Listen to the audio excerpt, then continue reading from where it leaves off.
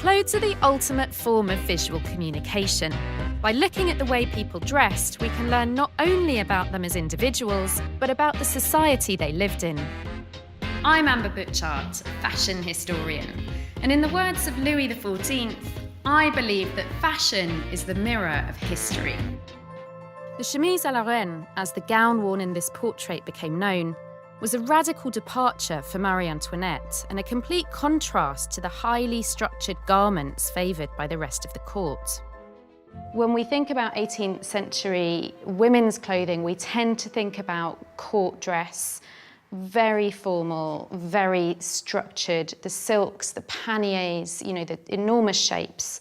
Whereas this, I just would love to put it on and roll around on a chaise longue somewhere.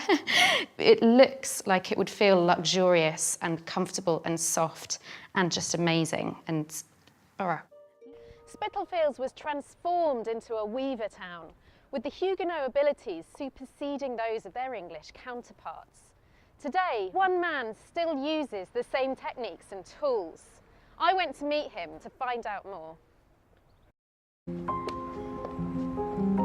what we are seeing here are records of children, often babies, who were left at the Foundling Hospital.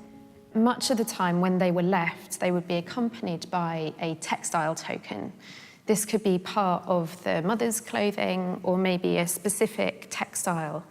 But the purpose of it was so that if the mother found herself in better circumstances, she could return and identify her child by this textile token. From a historian's perspective, this collection is just absolutely invaluable. What we're left with here is about 5,000 textile swatches, and it's now the largest collection of everyday 18th century textiles that we have in the country. From a human perspective, it's actually a very difficult collection to look through. Just the hope that is bound up in these. Less than 1% of mothers were able to return and reclaim their children from the Foundling Hospital.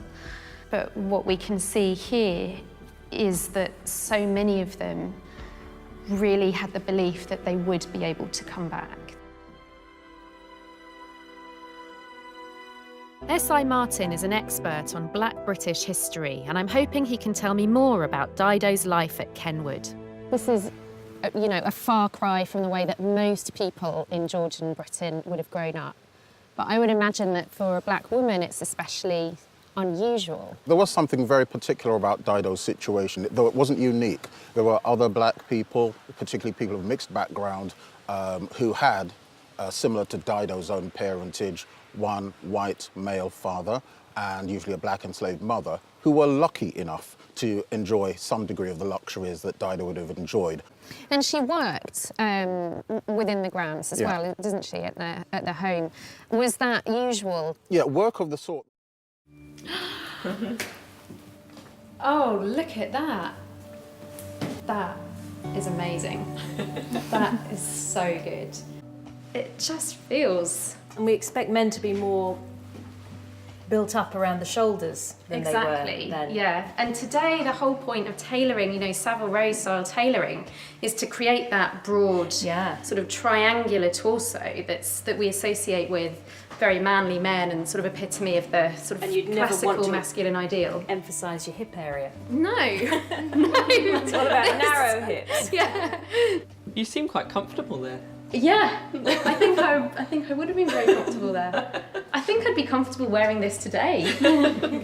In West Africa, where they were being traded by saleswomen, these women would give the particular patterns stories or give them local names. So it became really ingrained in the local culture. The Dutch printers were keen to listen to local saleswomen about what they wanted in the way of colour and design.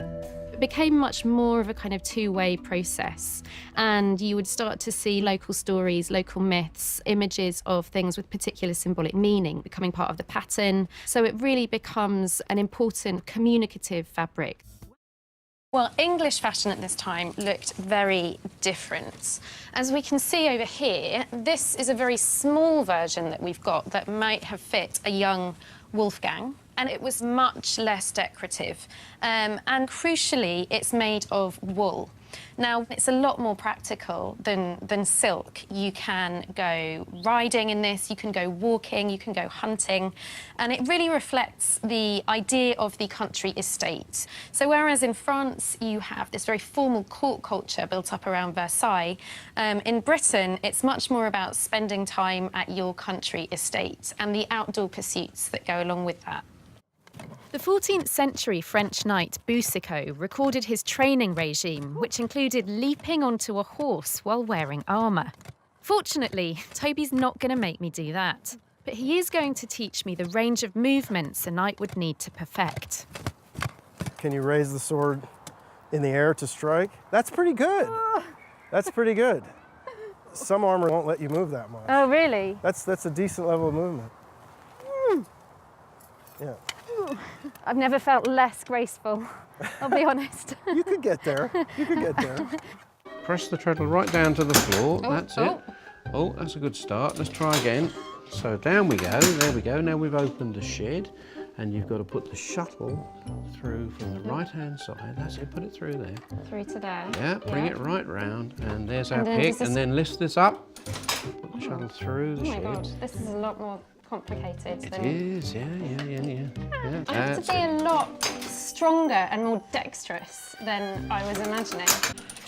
Full respect to you, Richard. This is a lot more difficult than you made it look. It really is. I can absolutely see why it would take you 7 years to reach a point of accomplishment with this. Yes, to be commercially viable, yes. You've got to actually make cloth that you could sell. Afraid you might not be able to sell this bit anymore. This will be very special for you, yes, this one, this piece. We're moving towards a point today in men's fashion where gender binaries are really being broken down. So we actually see some contemporary designers designing outfits not a million miles away from this, or certainly taking on these ideas around decoration, around frippery, I guess. So it's almost like we've come full circle, right back to Charles II in Restoration England.